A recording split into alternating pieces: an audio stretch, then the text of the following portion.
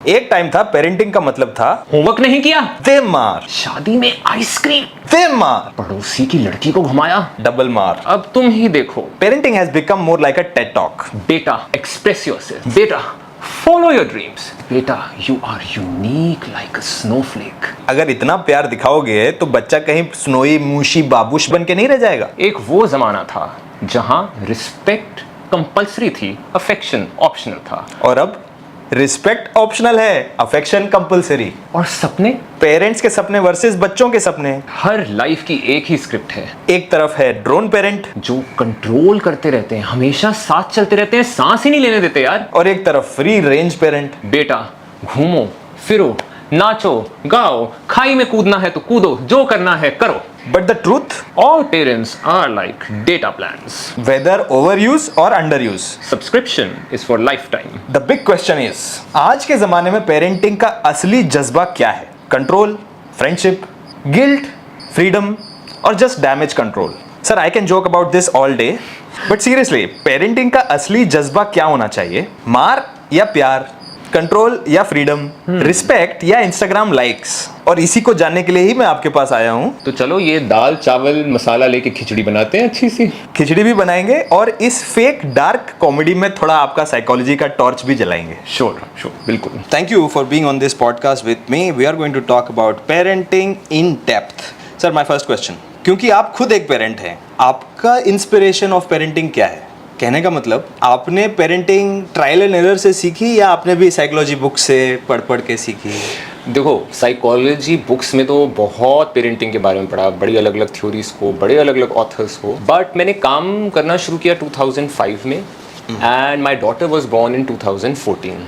तो ये जो 9 साल का जो गैप था, इसमें मैंने अपने पेशेंट्स को सुना। एंड मोस्टली जब हमारे पास लोग आते हैं वो अपने चाइल्डहुड की बात ज़रूर करते हैं, और मैंने उनकी शिकायतें सुनी कि उनकी पेरेंटिंग में क्या मिसिंग था, क्या होना चाहिए था जो नहीं था, या क्या ऐसा था जो बिल्कुल नहीं होना चाहिए था और बहुत सारा था। और ये सुनते सुनते मैंने उनके पेन को बहुत डीपली महसूस किया, बिकॉज बहुत सारे हमारे पेशेंट्स ऐसे होते हैं कि जो यही चाइल्डहुड ट्रॉमा की वजह से जो पूरी लाइफ स्ट्रगल करते रहते हैं। There's a baggage of unfinished dreams, lost opportunities. One can be so many things अगर उसको एक नॉर्मल अच्छा चाइल्डहुड मिल जाए, एक नॉर्मल चाइल्डहुड, मैं अच्छा भी नहीं कह रहा, एक नॉर्मल चाइल्डहुड, जब वो नहीं मिलता ये सब goes for a toss. तो मैं जब उनको सुनता था और मैं जब उनका पेन फील करता था, तो मुझे हमेशा से ये था कि the day I become a parent, the day I become a father, मुझे अपने पे कितनी भी मेहनत करनी पड़ेगी ना, as a person, as a parent, मैं ज़रूर करूँगा, बट मैं मतलब वो चीज़ अपने बच्चे को फेस होने नहीं दूँगा। ये चीज़ मुझे बहुत ज़्यादा थी। And when my daughter was born, मैंने हमेशा इस चीज़ को माइंड में रखा। And my life mostly after her has been prioritising her, she is my top priority.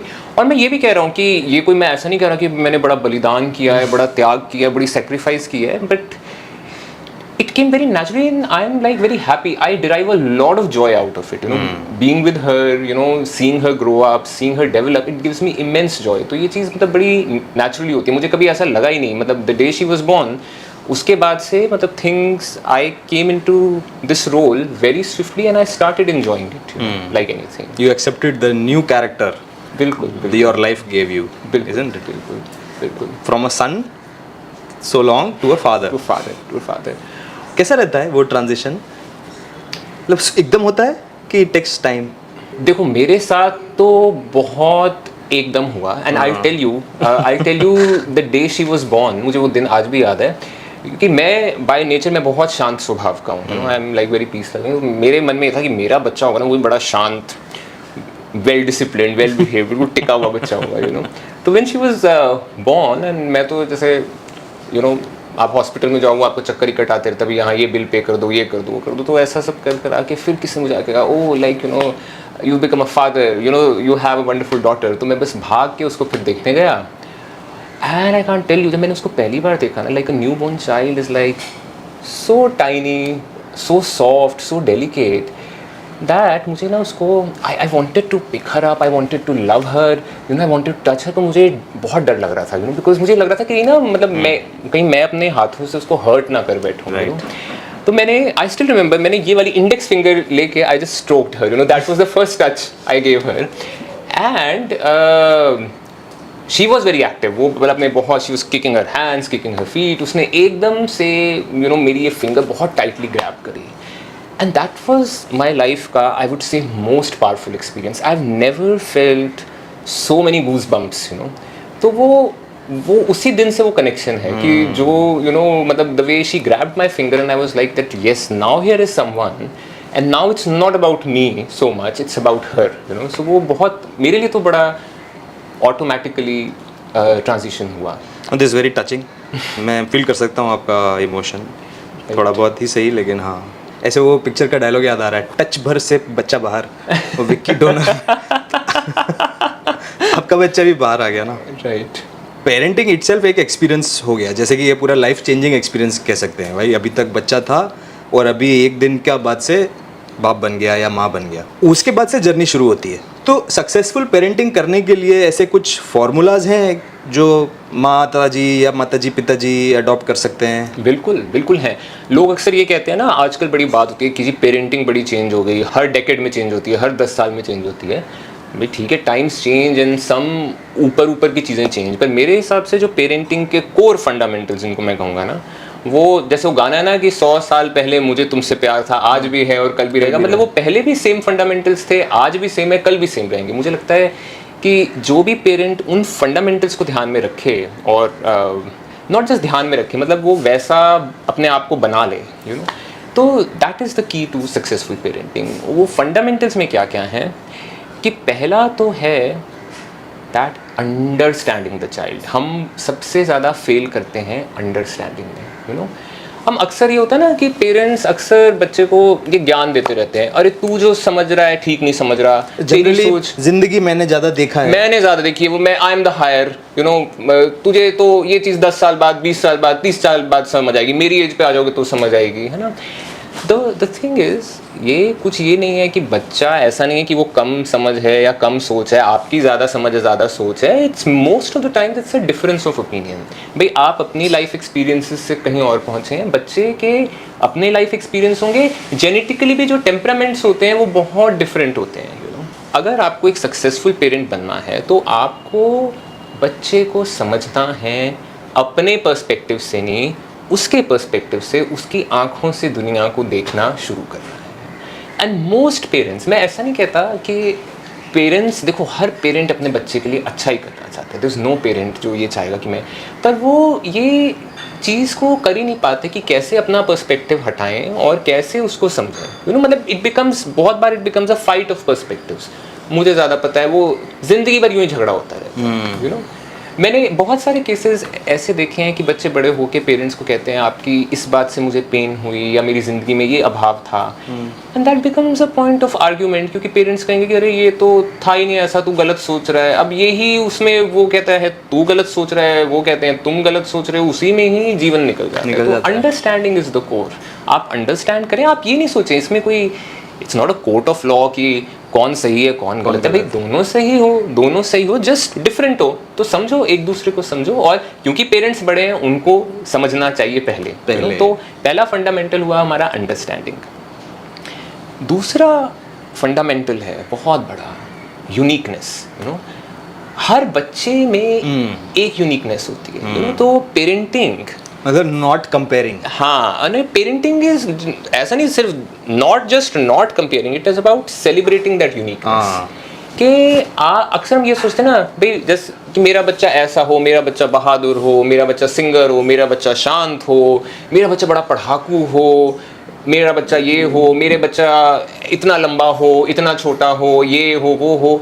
हम इस सब में अपनी एक्सपेक्टेशंस में और अपनी लाइक्स और डिसलाइक्स में ये भूल ही जाते हैं कि भाई बच्चे में क्या यूनिकनेस है। पेरेंट का मुझे लगता है कि मेन रोल यही है कि वो उस यूनिकनेस को समझे, सेलिब्रेट करे पहले तो कि भाई मेरे बच्चे में यूनिकनेस, और इनकरेज करे, है ना। तो जैसा वेस्ट में काफ़ी हम देखते हैं, वेस्ट में ये प्रोसेस काफ़ी बिल्कुल बिल्कुल है ना, काफ़ी इवन जो साथ में पढ़ने वाले टीचर स्टूडेंट्स पीयर्स जो होते हैं वो प्रोत्साहन करते हैं कि एब्सोल्युटली। एंड बात ये होती है, सी अगर बच्चा आपसे डिफरेंट हो, वो शुरू में तो कुछ ना कुछ आपको गड़बड़ लगती है। मतलब मैं आपको अपना एग्जांपल देता हूँ। जैसे मैंने बताया कि मैं बहुत ही पीस लविंग शांत स्वभाव का हूँ, मुझे लड़ाई झगड़ा पसंद नहीं। कहीं झगड़ा हो मुझे लगता है भाई फटाफट सुलझा लो, झगड़ा में मैं ना फंसना चाहता हूँ ना करना चाहता हूँ। But my daughter she is very strong about right and wrong, and जहाँ उसको हो कि कुछ रॉन्ग हुआ है वो पूरी रानी झांसी की तरह खड़ी हो जाती है। तो शुरू में तो मेरे लिए बड़ा अनयूजुअल था कि अच्छा कोई इतना, एक बच्चा इतना स्ट्रॉन्ग यू नो ऐसे वो हो सकता है। And but then I realized, I said कि ठीक है, she is very different from me and but ही इसकी यूनिकनेस है। मतलब you know she wants to stand up, कि कुछ भी गलत है उसके लिए she wants to stand up, she wants to fight. And then I came around to accepting that. पहला एक्सेप्ट किया, फिर I came around to celebrating that कि ये चीज़ मैंने अपनी लाइफ में नहीं देखी, ये चीज़ बड़ी नई है। And then I came around to encouraging it, you know कि ठीक है ये चीज़ यू नो आप में है, आप में ट्रेट है, वेल एंड गुड, आप इसको करो। It's a wonderful thing, because दुनिया में सिर्फ शांत लोगों की ही ज़रूरत नहीं है, दुनिया में ऐसे लोगों की भी ज़रूरत है जो गलत, क्या गलत है उसके खिलाफ आवाज़ उठा सकें, उसके खिलाफ यू नो लड़ ऐसे लोगों की ज़्यादा ज़रूरत है। ऐसे लोगों की ज़्यादा ज़रूरत है। राइट। पेरेंटिंग का तीसरा फंडामेंटल, वो भी बहुत ज़रूरी फंडामेंटल है, वो है कि भाई माँ और बाप साधु गुरु नहीं होते, वो प्रवचन बंद करें। यू नो अक्सर हम ये है ना, अब बच्चे को कैसा होना चाहिए, लाइफ कैसी जीनी चाहिए, आई थिंक हर एक पेरेंट उसके ऊपर लंबे लंबे डिस्कोर्स कर सकता है। Discourses are not effective. आप एक एग्जाम्पल बनिए, आप एक रोल मॉडल बनिए। जो आप चाहते हैं कि बच्चा करे या ना करे, आप वैसे रोल मॉडल बनिए। यू नो जब बच्चा ये देखता है कि आप कह तो रहे हैं कि भाई फ़ोन मत देखो, फ़ोन देखना सही नहीं होता, लेकिन आप खुद हैं कि सारा दिन फ़ोन ही लेके बैठे हुए हैं, kind of thing, the child will think you are being hypocritical. You are being hypocritical. The child will not respect you. The child will not listen to you. 3 fundamental जैसे आपने बोले, सबसे पहला fundamental means the formula for a successful parenting. हाँ। पहला आपने बोला understanding आ जाए, दूसरा आपने बोला कि यूनिकनेस, यही 90% जॉब डन हो गया। हाँ। लेकिन उसके बाद अगर अपना मुंह बंद नहीं किया या अपना विचार को विराम नहीं दिया, नहीं ये तो सच्ची, मतलब I have seen so many parents ना, नॉट जस्ट वर्क में, मतलब हर कोई ये इतने लंबे अभी ये भी बोलूंगा, जो कहते हैं ना कि गुस्सा ना करो, वही सबसे ज्यादा चीख चिल्ला रहे होते हैं। If you want your child to stop looking at the screen, आपको खुद वो रोकना पड़ेगा। करिए। If you want your child to exercise, खुद एक्सरसाइज करिए, करना पड़ेगा। है ना। If you want your child to work hard, खुद वर्क हार्ड कीजिए। खुद तो आप बैठे कर रहे हैं कि अरे काम क्यों करना है, ऐसे कुछ नहीं होता, कोई फर्क नहीं होता है ना, तो वो हिपोक्रिटिकल। तो पेरेंटिंग का थर्ड फंडामेंटल है कि प्रवचन बंद करें। भाई जो प्रवचन है वो गुरुओं पे छोड़ दें, जो भी साधु महात्मा है उन्हीं को करने अच्छे लगते हैं। अक्सर पेरेंट्स मतलब बहुत ज़्यादा ज्ञान देना बच्चों को, लाइफ ऐसे जियो, ये करना चाहिए, ये नहीं करना चाहिए, ये गलत है, ये सही है, लेकिन वो उन चीज़ों को खुद इम्प्लीमेंट नहीं करते हैं। तो मेन बात ये है कि जैसा आप बच्चे को बनाना चाहते हैं, जो आप चीज़ें उसमें इनकलकेट करना चाहते हैं, the things you don't want your child to do, ये सब वो चीज़ें हैं जो आपको पहले अपने अंदर लेके आनी है। You know you have to be a solid example and a solid role model in front of the child. You know अगर आप खुद बच्चे को कह रहे हैं कि भाई गुस्सा ना करो, लेकिन आप खुद घर में चीखते चिल्लाते घूम रहे हैं, that will not work. The child will think you are hypocritical. अगर आप खुद फ़ोन लेके बैठे रहते हैं, गेम्स खेलते हैं, व्हाट्सएप पे हैं, स्नैपचैट पे हैं, तो आप बच्चे को नहीं कह सकते कि अरे अपना स्क्रीन टाइम यू नो वो करो। मतलब यू हैव टू, आप अगर खुद चाहते हैं कि भाई बच्चा एक्सरसाइज करे, खुद कीजिए, यू नो उसको अपने साथ इन्वॉल्व कीजिए। मतलब यू हैव टू, और ये चीज़ें बहुत एक इंपॉर्टेंट चीज़, ये चीज़ें आपको शुरुआत से करनी है। अक्सर पेरेंट्स तब करते हैं जब कहते हैं ना, जब वो समय निकल जाता है, और फिर वो हमारे पास भी आते हैं, हमारे पास भी तभी लेकर आते हैं भाई बड़ी मुश्किल हो गई, अब तो ये सुन ही नहीं रहा काइंड ऑफ थिंग। नहीं, एक और चीज़ है, the parents when this I mean on this they would respond कि यार कामकाज से फुर्सत नहीं है, टाइम कहाँ है ये सब देखभाल करने के लिए, और न्यूक्लियर फैमिलीज हो गई हैं। बिल्कुल, या तो पैसा कमाने के लिए आदमी उधर टाइम लगाएगा, या तो बच्चा पालने के लिए लगाएगा, वहाँ पे लोग स्टक रहते हैं। You are right, but I think उसमें आपकी बात सही है। We are living in a consumerist culture and we are living in a very workaholic culture. You know इतने बड़े बड़े आजकल हमारे बहुत बड़ी बड़ी हस्तियां, नाम किसी का लेना चाहिए, जो बोलते हैं कि 70 hour work week, 72 hour work week, 75 hour, 80 90 100 तक भी ले जाएं। बट ये समझो कि ये वर्क वीक इतने बड़े बड़े तो सही हैं, बट आपकी फ्यूचर जनरेशन सारी बर्बाद हो जाएगी, क्योंकि पेरेंट का काम पेरेंट को ही करना है, कोई और नहीं कर सकता।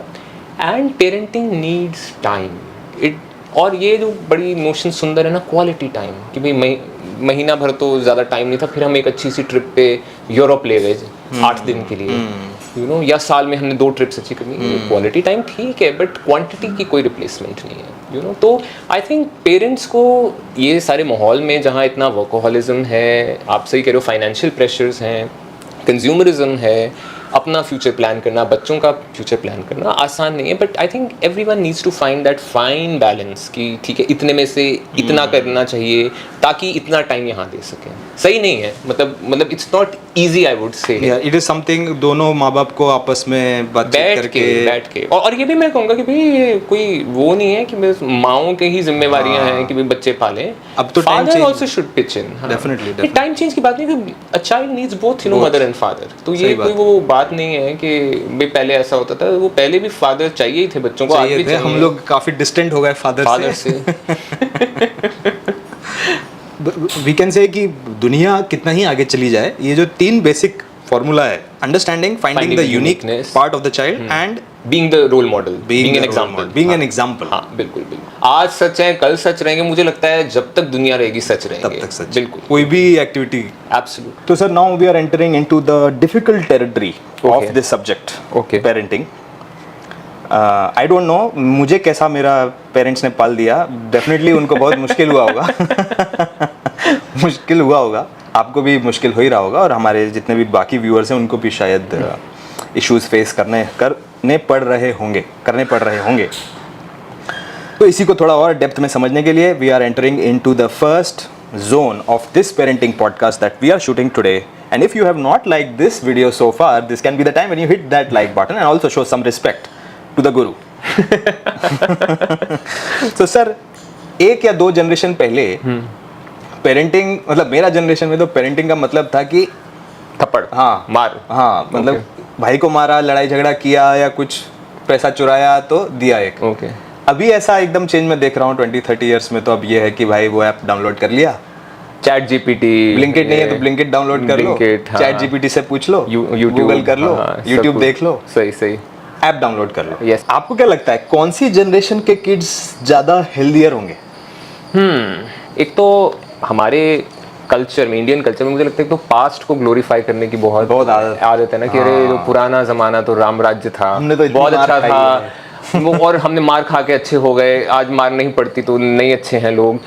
But I think this is not true, because अगर आप बहुत गौर से देखें, मुझे लगता है हर फेज़ की, हर पीरियड ऑफ टाइम की अपनी यूनिक प्रॉब्लम्स होती हैं। तो मेरे हिसाब से तो ना पास्ट अच्छा था कि जो मार पड़ती थी वो कोई अच्छी बहुत चीज़ नहीं थी, और ना आज का अच्छा है कि जो ऐप्स डाउनलोड होती हैं, और उसमें मैं आपको बताता भी हूँ कि दोनों चीज़ें क्यों अच्छी नहीं थी। देखिए, पास्ट में जब मार पड़ती थी तो बच्चे के मन में इतना कहीं डर हो जाता था, और वो इतना एलियनेट हो जाता था कि वो अपना मन खोल के बात नहीं कर पाता था। कभी दुखी है, परेशान है, वीक है, डिप्रेस्ड है, बच्चा बहुत डरता था माँ बाप से बात करने में। और ये हमें पता है, क्योंकि वो सारे वैसे बच्चे जो बहुत डरते थे वो हम हमारे पास पेशेंट बन के आए हैं। हमने पिछले 15-20 साल में ऐसे बहुत केसेस देखे हैं, यू नो। तो बच्चा बहुत, उस वक्त का बच्चा बहुत डरता था। आज का बच्चा चलो माँ बाप से नहीं डरता, एक ज़्यादातर इक्वालिटी जैसा एक रिलेशनशिप हो रहा है, बट आज का बच्चा भी इक्वली अकेला है, क्योंकि वो डर नहीं रहा है, लेकिन कोई है ही नहीं।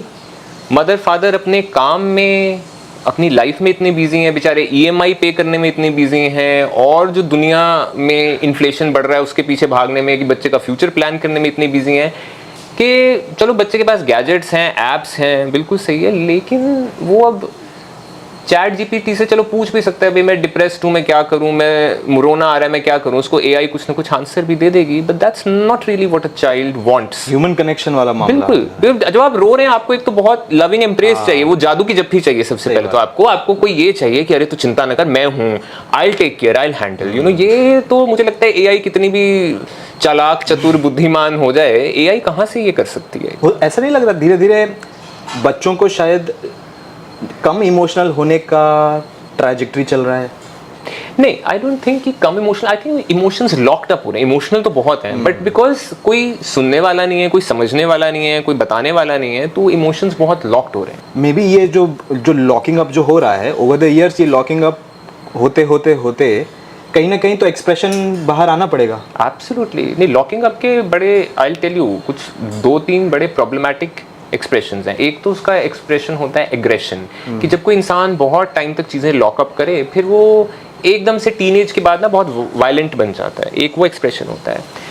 दूसरा उसका एक्सप्रेशन ये होता है कि एडिक्शंस की तरफ जाना, क्योंकि जब इमोशनल पेन बहुत होती है तो लोग ऐसी सब्सटेंसेस ढूंढते हैं कि ये पी लिया, ये खा लिया, आई हैव बिकम नम्ब. वो एक तरह का एनेस्थीसिया ढूंढते हैं, short term relief, short term thing that blocks their pain. और तीसरा है कि डिप्रेशन, हमेशा सैड रहना, डिप्रेस्ड रहना, मन ना लगना, मन ना करना, जिंदगी ठीक ठाक चल रही है तो भी खुशी ना लगना, फोकस ना कर पाना. तो लॉकिंग अप के बहुत प्रॉब्लम्स हैं. तो आई don't think it's a good idea. And I think कि अगर हम अपनी फ्यूचर जनरेशंस को नॉर्मल बनाना है, मैं तो कह रहा हूँ ये भी नहीं कि बहुत महान बनाना है, नॉर्मल बनाना है, तो this is a very worrying trend. मतलब माँ बाप को टाइम निकालना पड़ेगा. और एक माँ बाप भी बेचारे टाइम कैसे निकालें, पूरे कल्चर में, देश में ये जो सब हो गया है, Singapore shift, US shift, Australia shift, लोग 3-4 शिफ्ट्स में काम कर रहे हैं. इतने बड़े बड़े लोग जो आके बोलते हैं कि भाई वर्क वीक बढ़ाओ, 6 दिन काम करो, 7 दिन काम करो, संडे भी ऑफिस आ जाओ. If you want your future generations to be healthy, this has to stop. I forgot to mention earlier, this is some kind of a comparison between how things were and how things are or can be. Parenting old school, parenting new school. तो अब new school में app download करना चाहिए, ये सब करना चाहिए, सारी चीजें आ जाती हैं, लेकिन फिर भी टाइम तो देना ही है. Second question, comparing the old school and the new school. Back then respect was compulsory and affection was optional. Right, कि भाई you have to respect elders. तो करनी है. कोई प्यार दे वापस, उस तुम्हें गले से लगाए नहीं लगाए, इट्स अप टू देम. तब ये भी बड़ा एम्फेसिस था ना कि कोई भी बड़ा मिल रहा है, घर जा रहे हो, नमस्ते करो, पैर छूना बहुत था उस कल्चर में. I grew up with this पैर छूइंग ritual कि मुझे उससे नफरत हो गया था sir. And in my teenage I started responding to my father कि I will not touch the feet in front of the man he wants me to touch the feet of.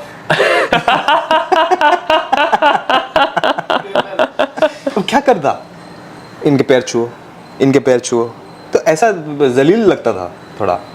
तो एक दिन ऐसा हुआ, मैंने उनको मना किया कि नहीं, मैं इन अंकल के पैर नहीं छूऊंगा अभी.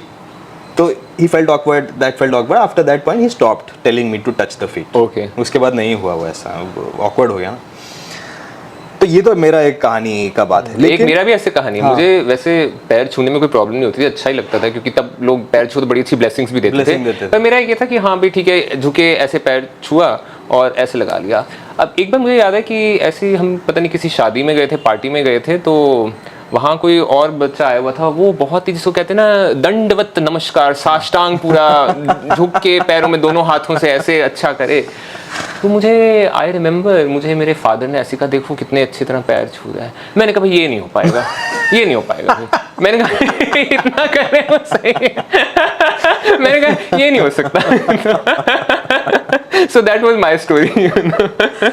There was a time when respect was compulsory and affection was optional, but now respect is optional but affection is compulsory. तो how did ये चेंज कैसे हुआ, मतलब कि ये चेंज देखो मेरे हिसाब से जैसे जैसे सोसाइटी इवॉल्व हुई है, हमारी इंडियन सोसाइटी, वैसे ये चेंज हुआ है. अब आई थिंक 100-150 ईयर्स पहले तो it was a full blown patriarchy. भाई फादर हैं जो बिल्कुल फैमिली के हेड हैं, और वो भाई जो विमेन ऑफ द हाउस है उनको भी कंट्रोल करते हैं, बच्चों को भी कंट्रोल करते हैं, जो घर में काम कर रहे हैं उनको भी कंट्रोल करते हैं. और इनफैक्ट ये पैट्रियार्की कुछ इस तरह की थी, कास्ट सिस्टम भी था कि जो हायर कास्ट हैं वो लोअर कास्ट को कंट्रोल करती हैं. So it was a lot about who will rule, who will control. Power game बहुत ज़्यादा था. आई थिंक फिर जैसे जैसे हम इंडिपेंडेंट हुए, एजुकेशन आई, मेन चेंज वहाँ से आया. इसमें दाद देनी पड़ेगी जो फेमिनिज्म आया, जो विमेन जो इतने सालों से ऑप्रेस्ड थी, जब वो लोग सामने आए और उन्होंने कहा कि हम ऑप्रेस्ड हैं और ये ऑपरेशन बंद करना पड़ेगा, ये नहीं चलेगा. तो जब से फेमिनिज्म आया, मुझे लगता है फेमिनिज्म आने के साथ साथ ही सारे जो मार्जिनलाइज्ड ग्रुप्स हैं उनकी बात होने लगी, सारे जो ऑप्रेस्ड ग्रुप्स हैं उनकी बात होने लगी, और इसी में ही बच्चे भी आ गए कि भाई बच्चों को भी कंपैशन से ट्रीट करो, इक्वालिटी से ट्रीट करो। तो इसके लिए तो we I think we really need to be thankful to feminism, you know. हालांकि आजकल आई नो बहुत सारे मेन ये कहते हैं कि अरे फेमिनिज्म भी बड़ा एक्सट्रीम हो गया, and it has gone to a very extreme level. I mean in some aspects that is true in some cases, but I think कि we need to acknowledge कि जो changes feminism हमारी society में लेके आया, you know, मतलब specially for the kids.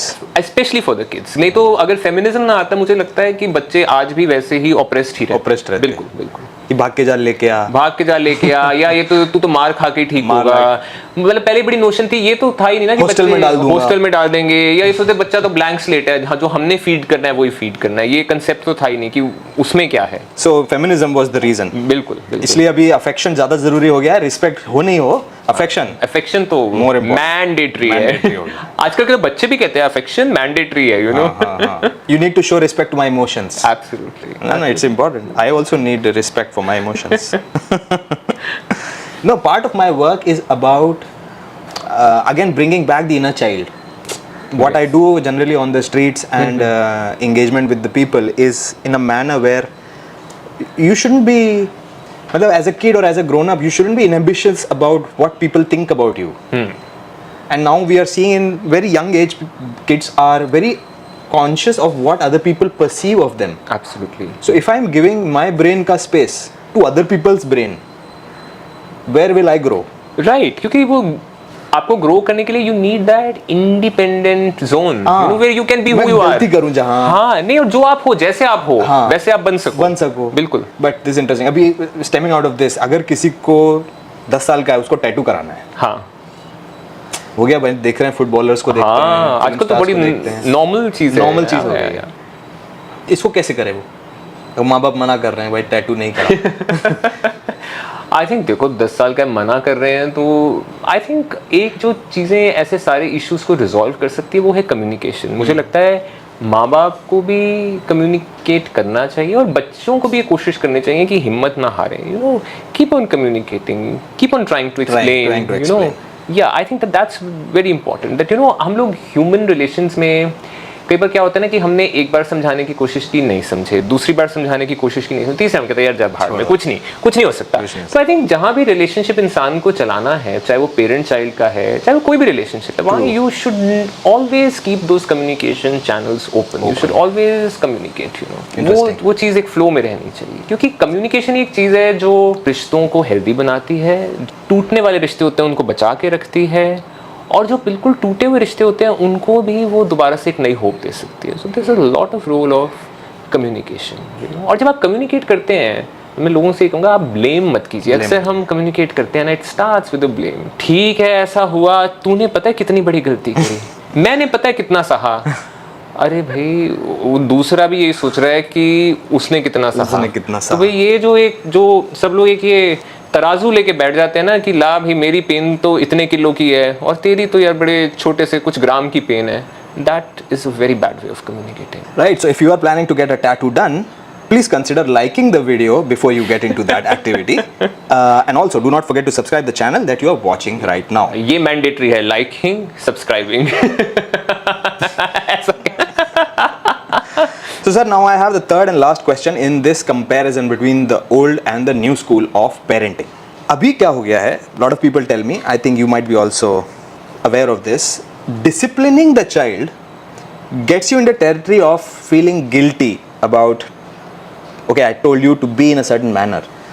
So my question is, why do modern parents feel guilty when they are disciplining their child? आजकल के पेरेंट्स जब बच्चों को डिसिप्लिन करते हैं, they somewhere know at the back of their mind कि वो उनका डिसिप्लिन करने का जो तरीका है वो सही नहीं है। और वो क्यों सही नहीं है मैं आपको बताता हूँ कि एक तो देखिए पेरेंट्स बहुत, जैसे हमने पहले भी बात की है, जेन्युइनली बहुत ओवरवर्क्ड है। हमने बात की है कि कंज्यूमरिज्म इतना है, महंगाई इतनी है, इन्फ्लेशन बढ़ती जा रही है, जॉब्स इतनी डिमांडिंग हो चुकी हैं, तो they are genuinely stressed. I would not blame them for that, you know, it is a genuine very valid stress.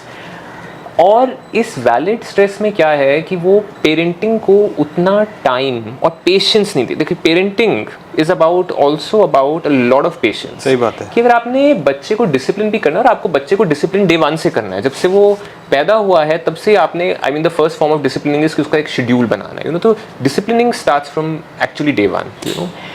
But disciplining करने का एक तरीका होता है, उसमें आपको सबसे पहले you have to be very patient, you have to be very calm, you know, because जब आप बच्चे को डिसिप्लिन करने जाओगे स्वाभाविक सी बात है बच्चा रिटेलिएट करेगा, अनरूली होगा, no one wants to be control, you know. So one thing is you have to be very patient.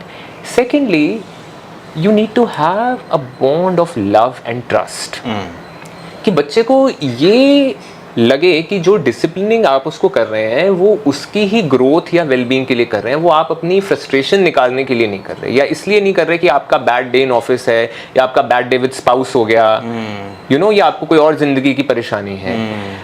तो बात क्या है कि कहीं पेरेंट्स भी ये समझते हैं कि जो मतलब वो ठीक से डिसिप्लिनिंग नहीं कर पा रहे हैं, और बच्चे भी ये समझते हैं कि यू नो, बच्चों की अक्सर ये शिकायत होती है ना, भाई ये जब अच्छा मूड होता है तो चाहे मैं फोन देखता रहूं कुछ नहीं कहते, जिस दिन ऑफिस से मतलब इनका सीईओ इनको डांटता है उस दिन ये आके बड़ा कि यार दिखा तेरे कितने मार्क्स आए हैं, दिखा तूने क्या किया है, दिखा ये, और फिर वो पीछे पड़ जाते हैं नॉन स्टॉप, यू नो। तो बच्चे भी ये चीज़ जानते हैं और पेरेंट्स भी ये चीज़ जानते हैं, इसीलिए जो ये गिल्ट फील होती है आई थिंक ये बड़ी नेचुरल फील होती है, यू नो। तो जैसे मैंने पहले भी कहा, इसका सोल्यूशन यही है कि टाइम देना, पेशेंस बहुत रखनी, और पेशेंस में ये भी है कि दोनों पेरेंट्स को भी they have to come to consensus कि अपना वर्क शेड्यूल इस तरह का रखना, यू नो, कि मतलब कि आप पेशेंस दे सकें जैसे मैं आपको अपना एग्जांपल बताऊं, मेरा खैर थैंकफुली फ्लेक्सिबल वर्क शेड्यूल है, because you know I am in private practice, पर मेरा ये बहुत ये होता है कि मेरे पास ऐसा समय नहीं, तो I also have this thing ना कि मैं जितने आवर्स हैं उन पे मैक्सिमम पेशेंट देख सकता हूँ मैं, बिल्कुल। पर मुझे ये पता होता है कि हाँ भाई, अगर मुझे अपनी बेटी पे ध्यान देना है या उसके साथ बात करनी है या उसके साथ टाइम स्पेंड करना है, तो मेरे पास दिन में इतना टाइम खाली होना चाहिए, you know, kind of thing. तो वो एक कॉन्शियसनेस में रहता है।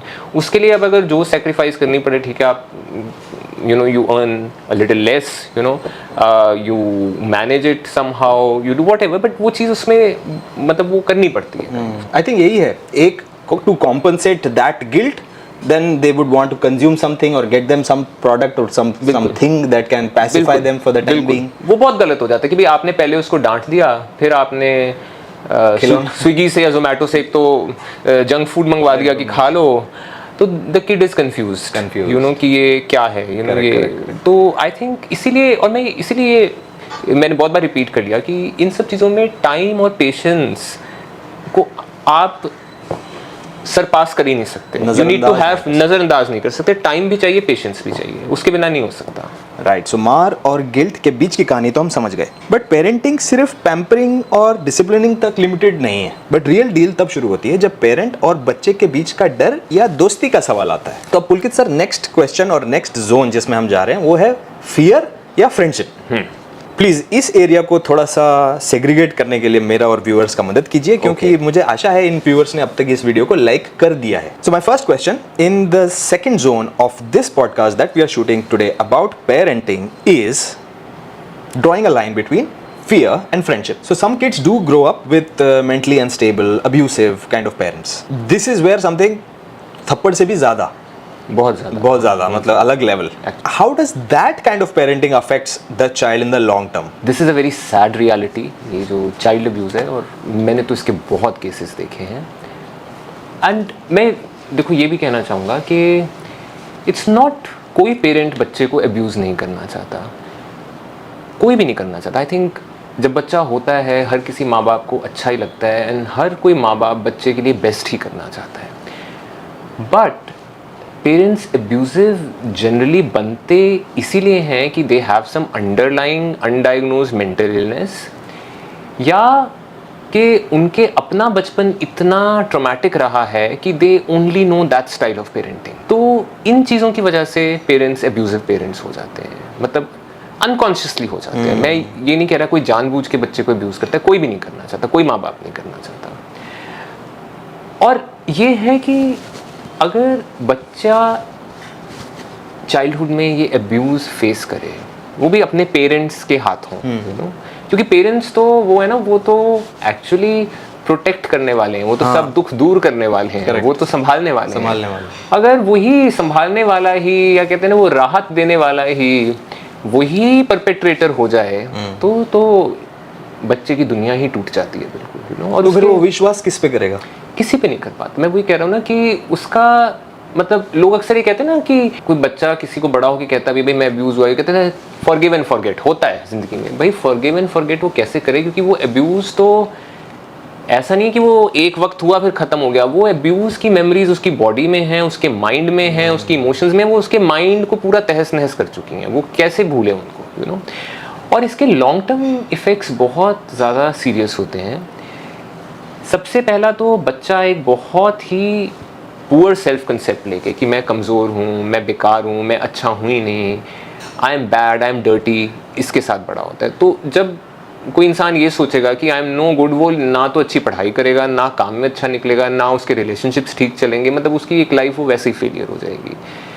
सेकेंड थिंग ये है, बड़ी कॉग्निटिव प्रॉब्लम्स होती हैं, बिकॉज यू नो इतने अनमेटाबोलाइज्ड इमोशंस होते हैं कि वो फोकस और कंसंट्रेशन बच्चा कर ही नहीं पाता। That again becomes a problem, क्योंकि कोई भी चीज़ सीखने के लिए लाइफ में, कुछ भी करने के लिए, you need to be in the present. जब आप पास्ट फ्यूचर में, फैंटेसीज में, डे ड्रीम्स में, फ्लैशबैक्स में घूमते रहोगे, तो that focus goes for a toss, you know, and that's a terrible problem. तभी जो अब्यूज्ड बच्चे होते हैं, they do very badly in academics, in work, क्योंकि वो कंसंट्रेशन ही नहीं हो पाती उनसे। तो ऐसा होता है कि there might be a time where they would want to get back to their parents in some manner or not?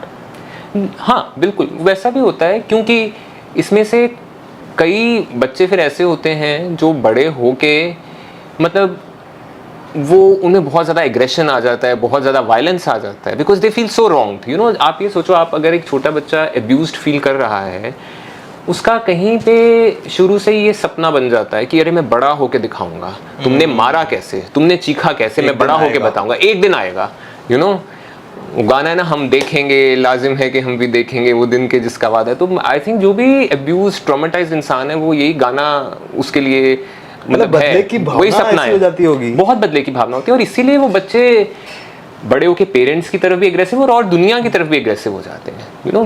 वो बहुत उस तरह का रहता है। और चौथा, अब्यूज़ की वजह से जो एक बहुत बड़ी प्रॉब्लम आती है कि it's a life time of unstable sad relationships, कि या तो बच्चा एब्यूजिव रिलेशनशिप में पहुंच जाता है बड़ा होके, जहां उसको जो उसका पार्टनर है वो डोमिनेट करता है, कंट्रोल करता है, अब्यूज़ करता है, और या वो अब्यूज़र बन जाता है। तो मतलब either of the two scenarios, you know. तो इसलिए जो ट्रॉमेटाइज होने से, आई थिंक ये कहना कि अरे ये तो 1 साल के लिए हुआ था या 5 साल के लिए हुआ था, बचपन में हुआ था, that's like a very unjust, very light and very stupid statement, because वो उस बच्चे को वो पूरी जिंदगी के लिए कलर कर देगी चीज़। मतलब सोचने के लिए भी काफ़ी बहुत दर्द उठता है, बहुत दर्द। मुझे नहीं लगता मैं बहुत ज़्यादा अब्यूज था थोड़ा बहुत। Now this is the second question in this fear, friendship and abuse zone that we are reflecting upon. Now this might be some kind of a helping hand for people and parents who have faced some kind of abusive childhood, who are now going towards parenting, and they don't want to repeat whatever happened with them, those traumatic ideas. So I want you to tell me कि abusive parents खुद abusive क्यों बन जाते हैं, और वो क्यों नहीं बन के what else option they have got? I think क्यों बन जाते हैं तो बेचारों के हाथ में नहीं होता। मुझे लगता है कि वो अनकॉन्शियसली बन जाते हैं। देखो, कोई भी जो बच्चा अब्यूज्ड होता है, वो जब पेरेंट बनता है, उसके मन में तो यही होती है कि मतलब मेरे बच्चे को कोई पेन ना हो, मैं उसको एक अच्छा चाइल्डहुड दूँ। आई थिंक हर पेरेंट जिसका पास्ट में थोड़ा सा भी अब्यूज़ है is very clear at that point in time कि भाई ऐसा नहीं करना है, and I do best for my child. But जैसा मैंने पहले भी कहा कि अब्यूज़ वो दर्दनाक एक्सपीरियंस है कि वो आपको चेंज कर देता है, मतलब वो आप अपने कंट्रोल में नहीं रहते।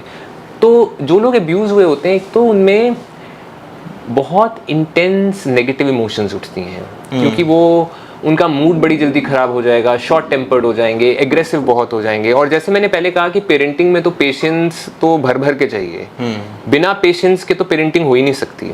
तो प्रॉब्लम क्या आती है कि जो पेरेंट्स खुद बचपन में अब्यूज़ हुए हैं उनकी इतनी इंटेंस नेगेटिव इमोशंस होती हैं, they are always on a short fuse you know because of their own wounded past, कि वो उतनी पेशेंस ला ही नहीं पाते, चाह के भी ला नहीं पाते। ऐसा नहीं है कि चाहते नहीं है, लाना चाहते हैं बट वो ला ही नहीं पाते। It's beyond them, they don't have it in them you know. उसके लिए अपने ऊपर बहुत ज़्यादा मेहनत करनी पड़ती है, बहुत ही कठिन मेहनत करनी पड़ती है, तब कोई ला पाता है जो अब्यूज्ड रहा हो।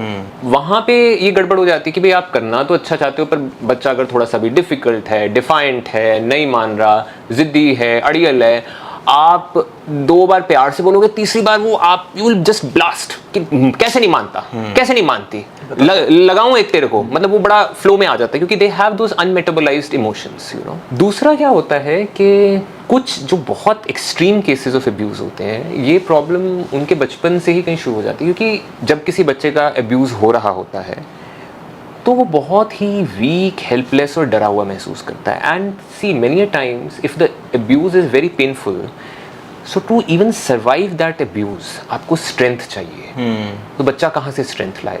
पता है वो स्ट्रेंथ कहाँ से लाता है? वो अपने माइंड में अब्यूज़र से आइडेंटिफाई करने लग जाता है, अनकॉन्शियसली सोचने लग जाता है कि हाँ मैं इस जैसा बनूंगा और फिर इसको दिखाऊंगा। नहीं, ये भी नहीं आता कि मैं उसको दिखाऊंगा। उसको लगता है कि क्योंकि वो इतना वीक, इतना वुंडेड, इतना हेल्पलेस महसूस कर रहा होता है, उसको लगता है कि इसी रोल में स्ट्रेंथ है, चीखने, चिल्लाने में, मारने में ही स्ट्रेंथ है। तो यहाँ से एक अनकॉन्शियस आइडेंटिफिकेशन बन जाती है जो पीछा नहीं छोड़ती जिंदगी में।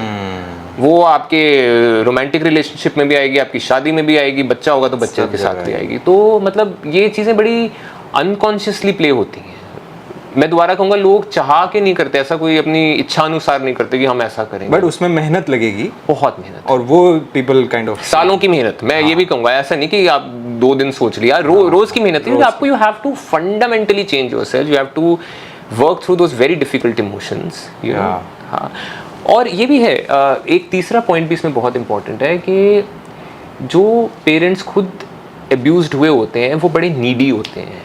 वो ना बच्चे से पहले दिन से ये कंसेप्ट होता है ये हमारी केयर करे, ये हमारे लिए क्या कर रहा है, वहाँ वो बिल्कुल ही बैलेंस ही खराब हो गया। भाई बच्चे की तो एक्चुअली पेरेंट का क्या काम है कि पेरेंट बच्चे की केयर करे। भाई बच्चा जो कर दे, मैं कहता हूँ ना, वो भाई आपका वो भगवान ने दिया है कि भाई जो बच्चा कर दे वो हरी इच्छा हरी कृपा, भाई आपको करना है 100% बच्चे के लिए। बच्चा जो करे वो हरी इच्छा हरी कृपा, जो आपके भाग्य में है वो मिलेगा यू नो काइंड ऑफ। नहीं है नहीं मिलेगा। तो पेरेंटिंग इस भावना से करनी चाहिए। पर जो इंसान खुद अनलव्ड है, वुंडेड है, मार खाया हुआ है, वो कहाँ इतनी इवॉल्व्ड स्टैंस पे कैसे पहुंचेगा? वो तो यही सोचेगा ना, पहले दिन से सोचेगा ये मुझे प्यार कर रहा है, नहीं कर रहा है, इसने मुझे इग्नोर कर दिया यू नो। तो मैंने ऐसे बहुत पेरेंट्स देखे हैं कि मतलब यू नो अब्यूजिव फादर्स वाले, अब्यूजिव मदर्स वाले, कि जिनके फादर ने उनको अब्यूज़ किया वो बाद में अब्यूजिव फादर बन गए। जिनकी माँ शॉर्ट टेम्पर्ड थी, चीखती चिल्लाती थी, प्यार नहीं करती थी, वो बाद में खुद अब्यूजिव मदर्स बन गई ना चाहते हुए भी, क्योंकि उसमें कोई ऑप्शन नहीं होता इंसान के पास,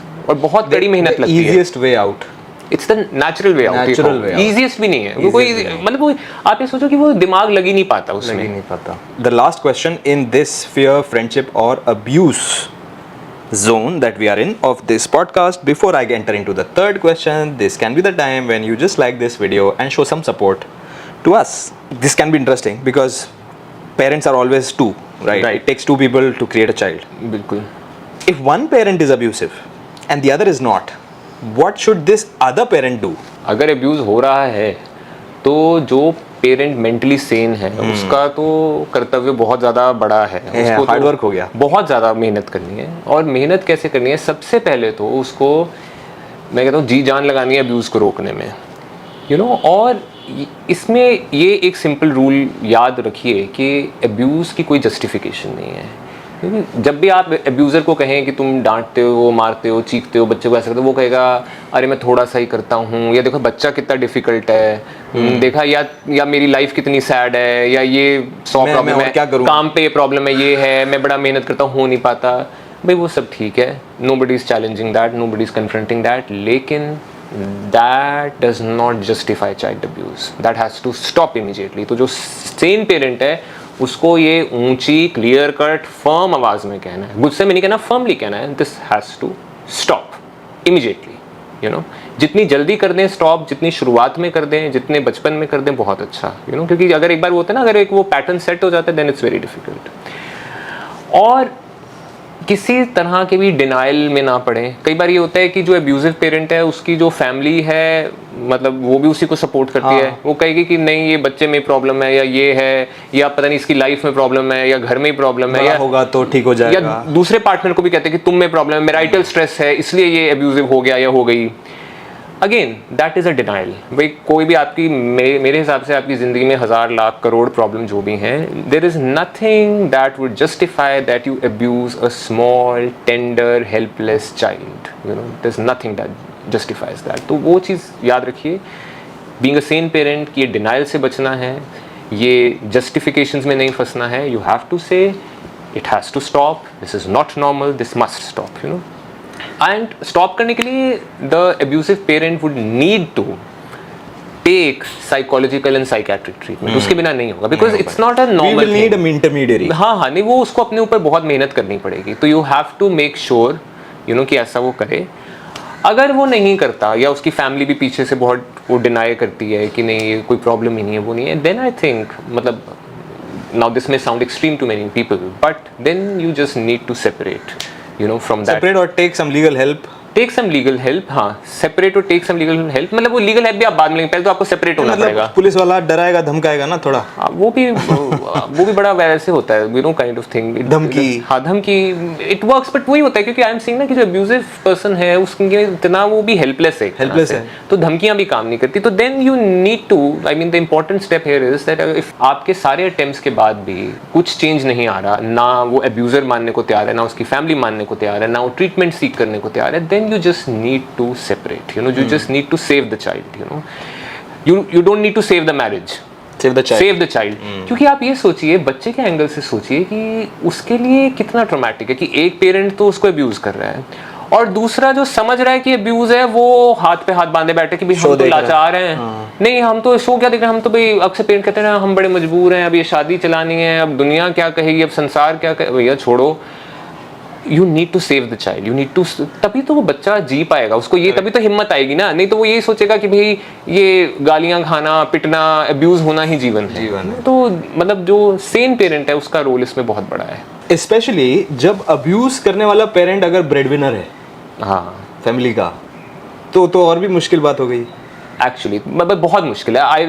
आई एग्री विद यू, इसमें कोई सीधा आंसर नहीं है, बट मुझे लगता है कि फिर भी भाई अगर देखो एक पेरेंट अब्यूजिव है तो लॉ भी आपके साथ है, मुझे लगता है डरना नहीं चाहिए। अगर दूसरा चाहे वो ब्रेड विनर भी है, but law is with you, law is very clearly with you. अगर कहीं भी अब्यूज हो रहा है, अगर बच्चा कह रहा है कि अब्यूज हो रहा है, लॉ सब कुछ छोड़ छाड़ के आपके साथ आ जाएगा, यू नो। ज़्यादातर लोग तो सेपरेट होते हैं sir, because people find it easier to separate than to change. इसलिए भी मैं वही नहीं कह रहा कि वो चॉइस है, क्योंकि देखो चेंज होना, चेंज करना बहुत मेहनत का काम है। सेपरेशन इज इजी, सेपरेट तो आप है ना कि हो गए भाई चलो आज से नहीं रह रहा। चेंज तो, और चेंज में देखो चेंज होता भी तभी है जब एक एक्सेप्टेंस है। भाई पहले अब्यूज करने वाला ये तो माने ना कि अब्यूज कर रहा है, मैंने तो इतने केसेस देखे हैं कि वो मानते ही नहीं है, बच्चे समझा के हार जाते हैं, बड़े होते भी बोलते रहते भाई आपने ये किया था, नहीं तू तो गलत सोच रहा है, ऐसा तो था ही नहीं, तूने कुछ ज़्यादा बुक्स पढ़ ली हैं, तूने कुछ ज़्यादा मूवीज़ देख ली हैं, तूने वेस्टर्न ये मीडिया कुछ ज़्यादा देख लिया है, हमारे इंडिया में तो ऐसा कुछ होता ही नहीं, हमने भी बड़ी मार खाई थी।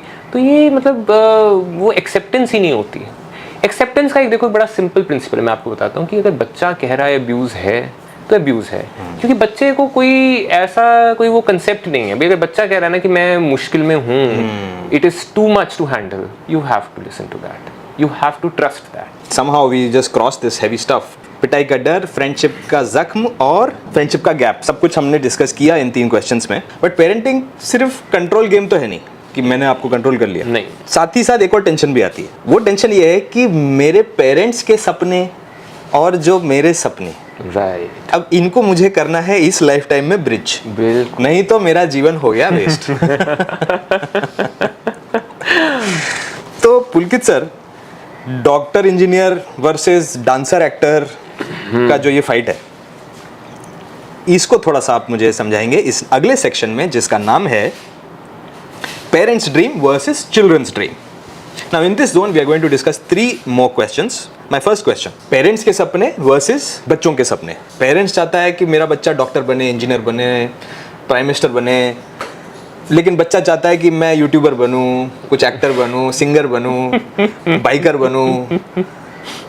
ये जो नया जो शिफ्ट है, पूरा इंटायर जो शिफ्ट है, ये क्या ये हमेशा से था या ये कुछ नया है? आई थिंक शिफ्ट तो देखो हमेशा से ही था, क्योंकि जैसा मैंने कहा ना कि देखो अगर पेरेंट बच्चे को, मोस्टली पेरेंट्स अपनी एक एक्सटेंशन ही समझते हैं ना, मेरा बच्चा, मेरा ये, मेरा वो, मेरा बच्चा, मेरा लाल। भाई वो आपकी एक्सटेंशन नहीं है, वो तो ये है कि एक नेचर ने, कुदरत ने आपको एक बड़ा सुंदर सा एक लाइफ आपके हाथ में दे दी है। That life is not an extension of yours. आपको एक्चुअली उस लाइफ पे फोकस करना है और ये देखना है कि वो लाइफ किस वे में ब्यूटीफुली ग्रो हो सकती है, तो पेरेंट्स का सिर्फ मुझे लगता है फ़र्ज़ या काम यही है कि वो एक प्यार देने वाले, एक गाइडेंस देने वाले, सपोर्ट देने वाले, एक अच्छे गुरु, एक मार्गदर्शक हैं। बाकी जो उनके अधूरे सपने हैं वो उनको खुद पूरा करें, मेरे हिसाब से वो बच्चों पे ना ला दें ना। वो तो बच्चे क्या सोचें? मैं भी अब क्या इमोशनली गिल्टी प्लेजर होगा मुझे भी कि यार मेरा पिताजी ने इतना बड़ा सपना देखा पर मैंने तो कुछ अचीव ही नहीं किया, अभी मैं ही फिर उसमें जाऊंगा। This is something that I feel, generally I feel like this when I feel that I'm not doing justice to my life। ये मुझे अक्सर होता है। ओके क्योंकि या तो वो ड्रीम का जो एम्फेसिस था वो बहुत स्ट्रॉन्ग था, हो सकता है, या मैंने ही उसको स्ट्रॉन्ग बना लिया खुद ही अपना ईगो से, ये भी हो सकता है। नहीं, आई थिंक देखो बच्चे तो इसलिए उसको स्ट्रॉन्ग बनाते हैं, वो पेरेंट को बच्चे इतना प्यार करते हैं कि अगर पेरेंट कहे कि ये मेरे लिए बहुत ज़रूरी है, यू मस्ट डू इट, तो वो बच्चे के लिए एक, चाहे उसको पसंद है नहीं पसंद है, वो बच्चे के लिए एक वो बन जाता है कि हाँ ये करना ही है, किसी ना किसी तरह करना है। और यू आर राइट कि अगर वो उससे कुछ डिफरेंट करने की भी कोशिश करे तो गिल्ट बहुत होती है। पर इसमें एक्चुअली यही सोचना चाहिए कि ठीक है, ये पेरेंट्स की सोच थी, ये ऐसा नहीं था कि जो भगवान या खुदा कह रहा था कि तुम्हें करना ही है। भाई ठीक है, इट वॉज देयर आइडिया, और ठीक है बहुत सारे लाइफ में ऐसे आइडियाज़ होते हैं which we are able to implement and which we are not able to implement. What is important is, देखो important being a child, अगर मैं बच्चे के एंगल से बात करूँ, important ये नहीं है कि आपका फादर चाहते थे आप डॉक्टर बनो, या आपकी मदर चाहती थी आप डांसर बनो, तो आप बने या नहीं बने, या टॉप के बने या नहीं बने। भी अगर आप एक नॉर्मल हेल्दी लाइफ जी रहे हैं, फंक्शनल हैं, कमा खा रहे हैं, ठीक ठाक वे में सेटल्ड हैं, और अगर आप अपना पेरेंट्स के साथ आपका एक अच्छा बॉन्ड है, उनका ध्यान रख पा रहे हैं, तो आई थिंक फिर वो गिल्ट को छोड़ देना चाहिए। Because see the thing is कि अगर मैं बच्चों के एंगल से बात करूं कि if you look at it like this कि your parents worked hard for you, तो इन अ सिमिलर वे, मतलब ये कोई वो बिजनेस या धंधा नहीं है कि आपको वापस कुछ करना है, but it's that thing about life ना, कि जिसने हमारे लिए किया है, या जिसने मतलब हमारे लिए जिसने किया, जिसने सोचा, जिसने हमारे बड़ा किया या हमारी इमोशंस को समझा या हमें हेल्प की, तो हम एक ऑटोमेटिकली है ना कि we also feel something for that person and we are also there for that person. Feel obligated नहीं, आई थिंक बड़ी कि नेचुरल चीज़ है कि जैसे किसी ने, भाई कोई आपके लिए था तो आज आप उसके लिए हैं, इसमें कोई वो मोल भाव नहीं है कि वो इतना था तो आप इतने हैं, या उसने इतने % किया तो आपने, बड़ी नेचुरल। तो मुझे लगता है कि आप मतलब जो बच्चे गिल्टी हैं वो इसी तरह से सोचें कि अगर पेरेंट्स ने उनके लिए जो किया, भाई आज वो पेरेंट्स के लिए क्या कर रहे हैं, उतना ही। उसमें कोई ये नहीं आता कि वो डॉक्टर बनना, ऐसे बहुत सारे डॉक्टर, इंजीनियर, बड़े डांसर, एक्टर हैं जो पेरेंट्स से बात ही नहीं करते ठीक से, तो वो तो कोई फायदा नहीं है कि आपने बस एक सपना पूरा कर दिया और अब वो parent does not matter to you at all, है ना। तो अगर आप वो, आई वुड से बच्चे भी बड़े हो जाते हैं चाहे करें कुछ भी, they should focus on that bond, कि वो बॉन्ड को कैसे अलाइव बॉन्ड बनाए रखें, हाँ अलाइव रखें, भले अचीवमेंट किया नहीं किया, राइट। और देखो ये भी एक हम लाइफ की साइकिल की बात करते हैं ना कि भाई एक टाइम पे बच्चा हेल्पलेस था तो parents took care, old age में जाते जाते पेरेंट्स वो हेल्पलेसनेस की स्टेजेस को टच करने लग जाते हैं, तो बच्चे को उनकी टेक केयर करनी है, उतना करें तो ठीक है। ये भूल जाएं कि भाई पापा कहते हैं बड़ा नाम करेगा, नहीं हुआ नाम नहीं हुआ। मुझे तो लगता है कि नाम तो बड़े बड़े लोगों का भी, it's a very philosophical thing. अगर आप हिस्ट्री देखो तो हिस्ट्री के दौर में, हिस्ट्री की पूरी सदियों में किसका नाम रहा है? सिर्फ हिस्ट्री बुक्स में लोगों के नाम लिखे होते हैं। एक पोएट थे ना हमारे बहुत अच्छे, साहिल लुधियानवी, उनका एक गाना बहुत कमाल का था कि संसार की हर शय का इतना ही फसाना है, एक धुंध से आना है, एक धुंध में जाना है। तो नाम तो है भी तो 3 दिन के लिए, 4 दिन के लिए, 1 दिन के लिए, 1 घंटे के लिए, it doesn't matter. Doesn't matter. How you live that life, whether it's a well lived life और नॉट, यू नो, आपकी अपने लिए वेल लिव्ड लाइफ हो, अपने पेरेंट्स के लिए वेल लिव्ड लाइफ हो, तो ठीक है बिल्कुल। And looking at it from the parents point of view, जिसके किड्स अभी छोटे हैं, एंड आई मीन मैं अपना ज़िंदगी में एक्ट्रेस नहीं बन सकी, मैं अपना बेटी को बना के ही रहूँगी।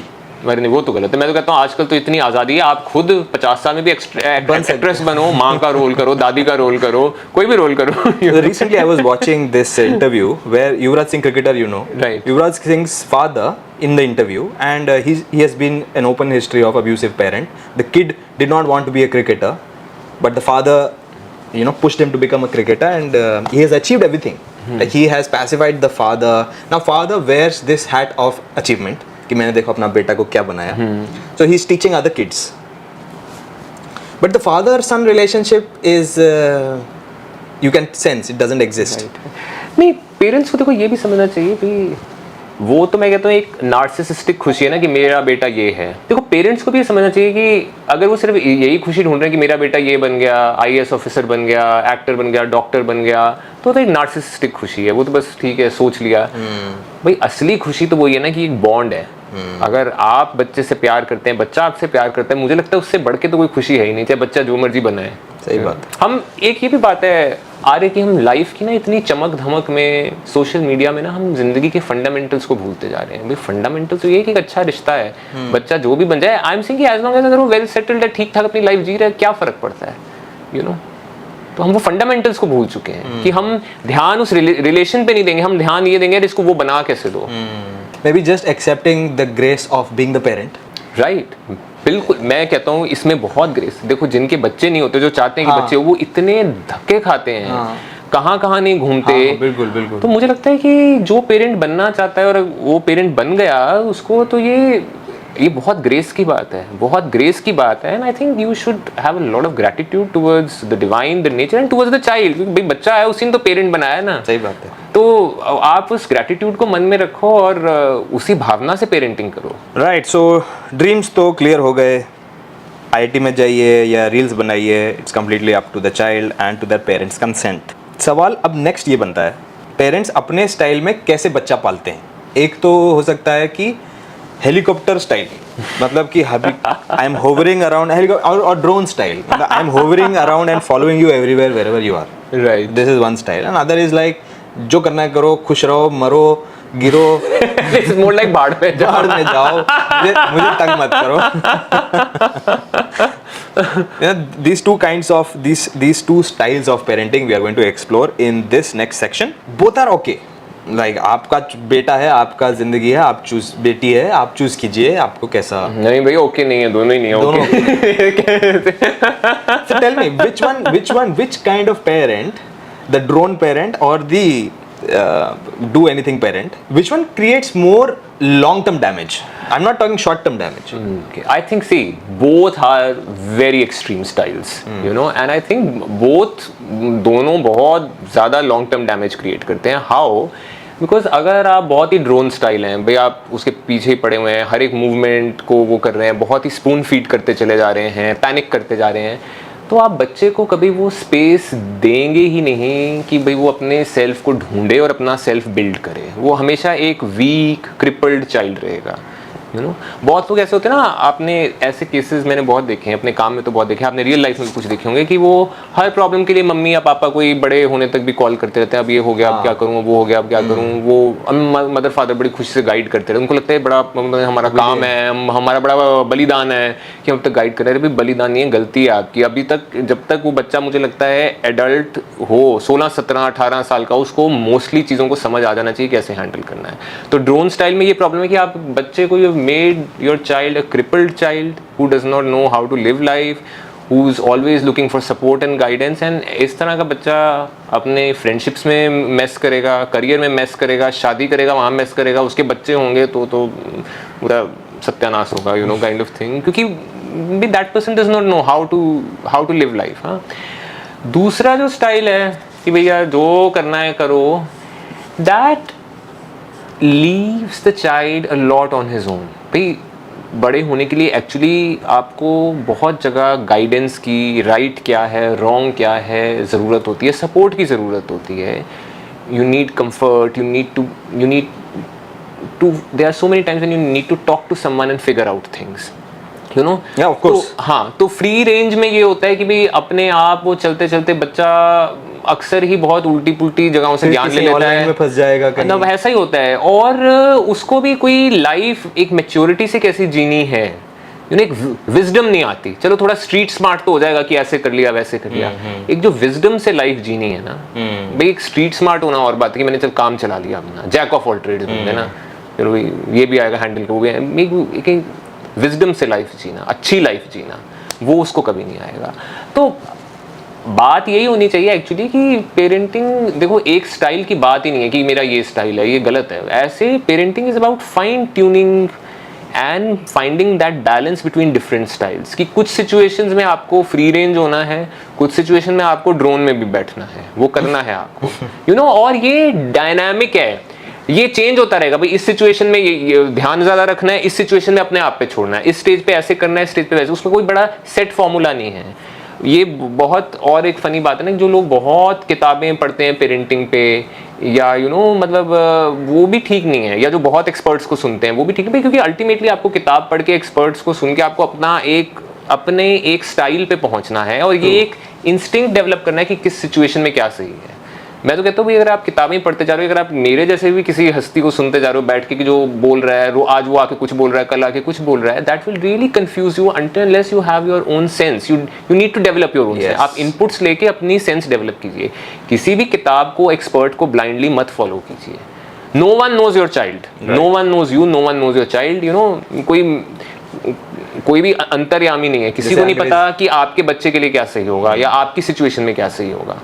Maybe we can put it in this way. Maybe with age, starting off like a drone parent, and then slowly as the child ages, you know, leaving things to him or her. See, again, that should not be, वो हम उसको ना किसी life stage से fix नहीं कर सकते, क्योंकि बचपन में भी आपको खुला बहुत जगह पे छोड़ना है, तभी तो वो एक कॉन्फिडेंस बनेगा ना.